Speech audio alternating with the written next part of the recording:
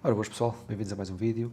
Hoje vou abordar aqui dois temas, a entrega do Prémio Nobel da Paz e a paz em Gaza. Vou começar primeiro pelo Prémio Nobel da Paz. O Prémio Nobel da Paz de 2025 foi atribuído a Maria Corina Machado, ex-deputada da Assembleia Nacional da Venezuela entre 2011 e 2014, figura da oposição a Nicolás Maduro e candidata à presidência. O Comitê considerou a posição do presidente Nicolás Maduro como um dos exemplos mais extraordinários da coragem civil na América Latina, numa altura em que a democracia está sob ameaça, é mais importante do que nunca defender os valores partilhados. Do meu ponto de vista, eu acho que isto é nada mais nada menos do que uma tentativa de ataque por parte do imperialismo àquilo que é o Estado da Venezuela e àquilo que as pessoas da Venezuela defendem, porque vejo isto como entrega do Prémio Nobel da Paz a uma pessoa que entregou o país ao imperialismo, ou quer entregar o país ao imperialismo, e neste caso alguém que está a trair a sua própria pátria, o seu próprio país, devido a interesses económicos de grandes grupos mundiais, tal como os Estados Unidos, a União Europeia, Canadá e por aí afora. Eu vejo isto com bastante alarmidade pelo meu lado, pela minha parte, devido à fragilidade que o país passa neste preciso momento, devido a uma grande crise económica instaurada naquele país, devido às sanções impostas por parte dos Estados Unidos e por parte dos países da União Europeia. Por isso, eu acho que, mais uma vez, temos a confirmação de que o Comitê Nobel apenas defende aquilo que são os interesses do imperialismo estadunidense e aquilo que os Estados Unidos defendem e a União Europeia defende, e não verdadeiramente tenta procurar aquilo que é os projetos mundiais de pacificação, de democratização, de emancipação do poder do povo e do poder dos trabalhadores perante o mundo e perante o imperialismo vigente. Então, mas vocês podem questionar-se, então, mas como é que tu podes dizer isso se, neste caso, a oposição de Machado que faz perante o governo de Nicolás Maduro é uma defensora de uma política democrática que tenta instaurar uma democracia, uma suposta democracia que é considerada por ela não existente naquele país, mas que uma suposta democracia trazida por ela para dentro daquele país? Ao qual eu vos respondo muito facilmente. Eu considero o movimento de Machado como um movimento de extrema-direita dentro da Venezuela, entrando em conflito com os interesses do próprio povo, trazendo os interesses de corporações internacionais para dentro da Venezuela. Não se tomem pela minha palavra, tomem-se por estudos e por palavras vindas da própria Maria Machado, que dizem o seguinte, que caso ela tome poder sobre a Venezuela, as duas medidas iniciais que irão ser tomadas será a abertura de negociações com os Estados Unidos para a comercialização de petróleo, terras raras e ouro, e, em segundo ponto, a cessação de envio gratuito de petróleo para Cuba, o que a segunda trará consequências graves para um país que já sofre enormes represálias e enormes sanções por parte dos Estados Unidos, colocando assim 11 milhões de vidas em perigo em Cuba. Na parte inicial deste argumento,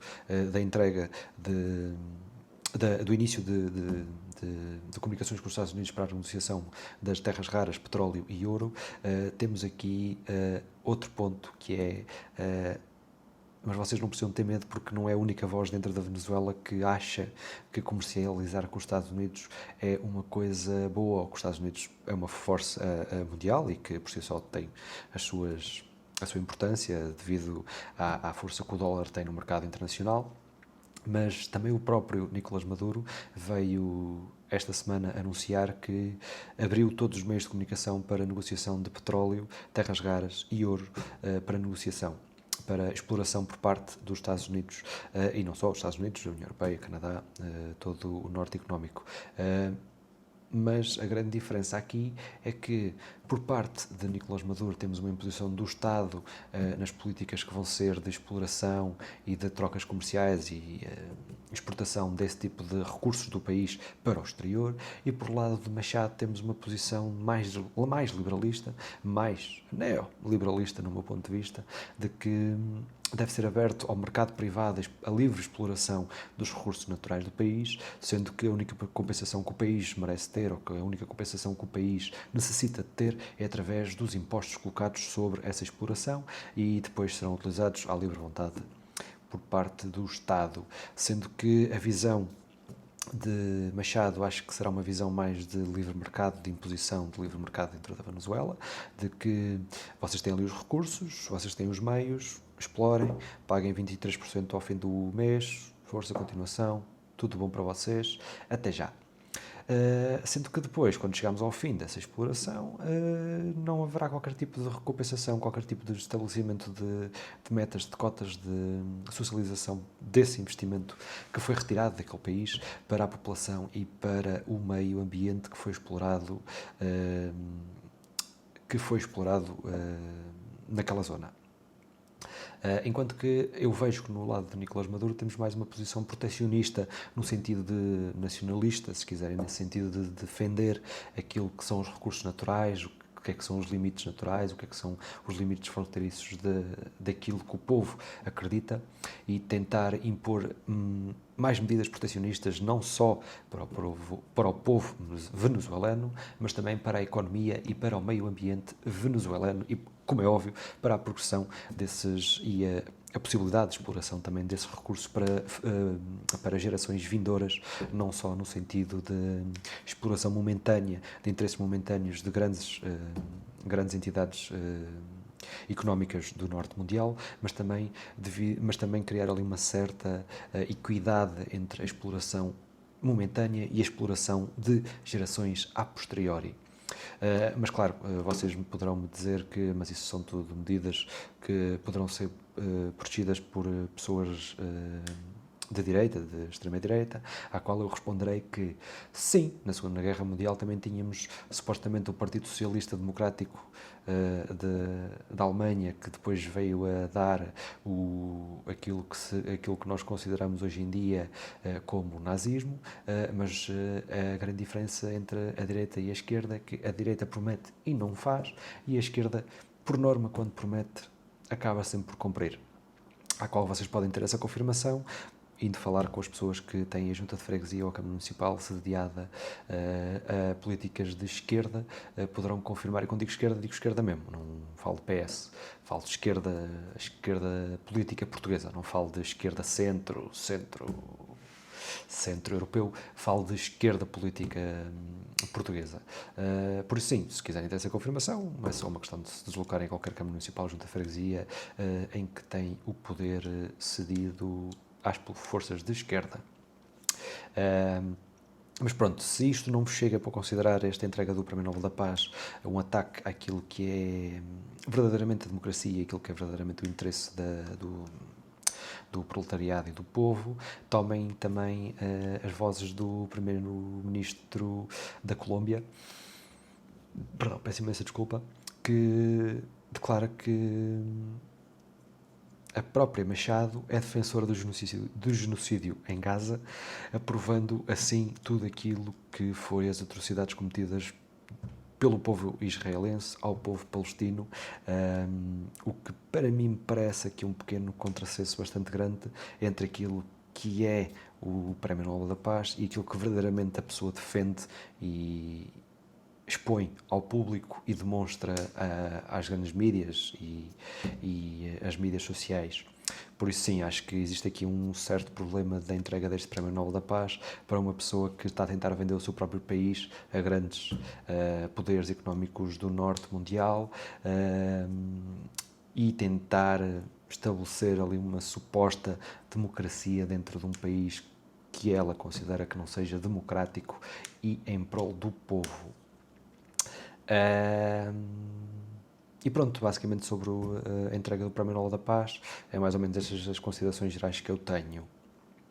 Agora passando à segunda parte deste vídeo, a paz em Gaza. Finalmente temos boas notícias, ou uma perspectiva de boas notícias em relação a um possível acordo de paz neste território, porque temos a mediação de grandes poderes mundiais como o Qatar, a Turquia, o Egito e os Estados Unidos na negociação deste acordo de paz. O que significa que poderá, de uma vez por todas, haver uma instauração de uma paz na zona do Oriente, na zona de Gaza, e na zona da Palestina. Peço desculpa aqui por estas trocas de palavras. As principais medidas do primeiro acordo, que neste caso é uma primeira ratificação, uma primeira tentativa de chegada de acordo de paz, serão a libertação de reféns, a retirada parcial das tropas israelenses do território da faixa de Gaza, um cessar-fogo mútuo, mediação e ratificação e plano de paz em fases. Neste caso, a libertação dos reféns, o Hamas compromete-se a libertar 48 reféns israelenses numa troca que envolve até cerca de 2.000 prisioneiros palestinos detidos por Israel. Esta troca é considerada um passo-chave para o início da descompressão do conflito. A retirada parcial das tropas israelenses, que será o segundo ponto deste acordo de paz. Israel iniciou uma retirada parcial das suas forças da faixa de Gaza com o objetivo de reduzir confrontos e permitir a estabilização da região. Embora hoje, que neste caso não será hoje quando eu escrevi este trecho, que foi no dia 10 deste mês, tenha ocorrido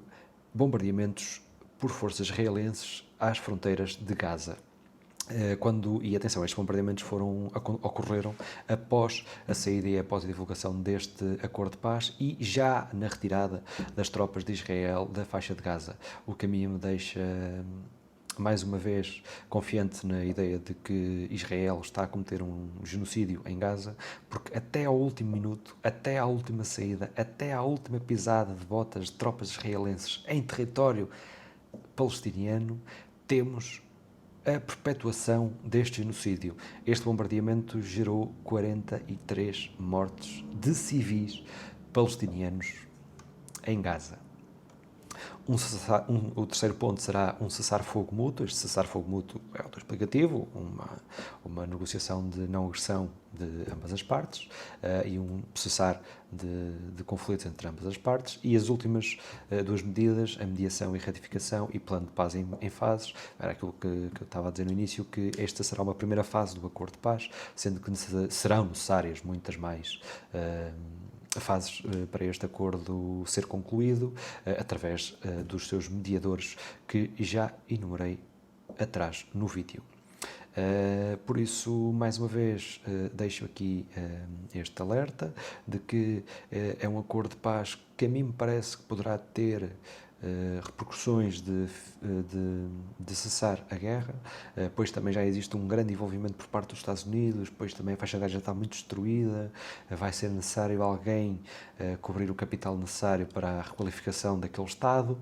por isso não sei se poderá já haver aqui algum interesse económico por trás, que sempre existiu desde o início, não é qualquer tipo de novidade, tanto por parte dos Estados Unidos, a União Europeia,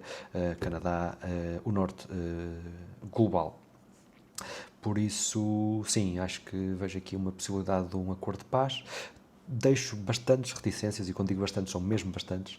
em relação ao que poderá vir a sair deste acordo de paz, porque a mim cheira-me que será um acordo de paz que, mais uma vez, vai perpetuar aquilo que é o sionismo, aquilo que é o imperialismo dos Estados Unidos e que apenas, mais uma vez, vai não ter em conta aquilo que a população de Gaza quer e aquilo que a população de Gaza necessita verdadeiramente e o que a Palestina, enquanto o país independente que merece a sua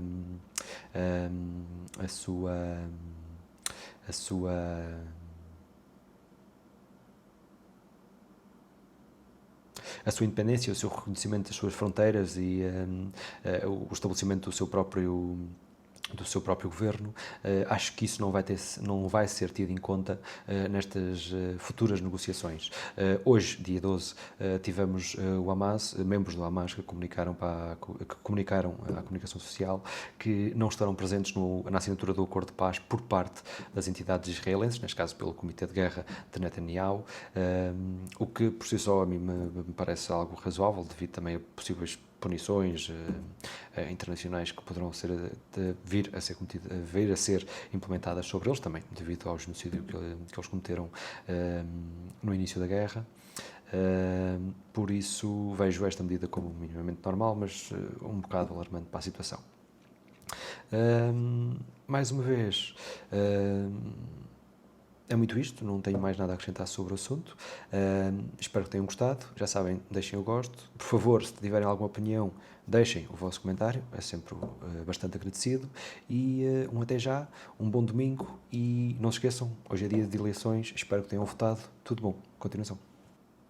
Antes de deixarem o vídeo, queria só deixar aqui uma consideração final que me esqueci de dizer no vídeo, tinha aqui no guião, mas fugiu-se-me completamente. Uma coisa que eu também gostava de acrescentar sobre o assunto da paz em Gaza é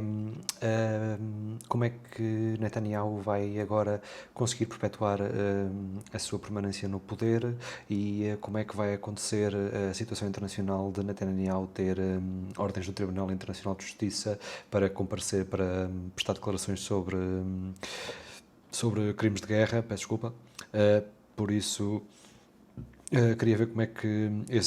essa parte da história também vai se desenvolver agora ao longo dos próximos dias e após a assinatura do Acordo de Paz.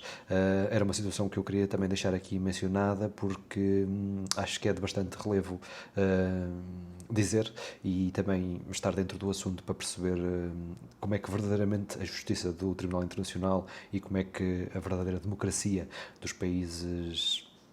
que se chamam democráticos funciona. Por isso, era só isto. Queria só deixar este apontamento final. Continuação de um bom domingo. Tudo bom? Força.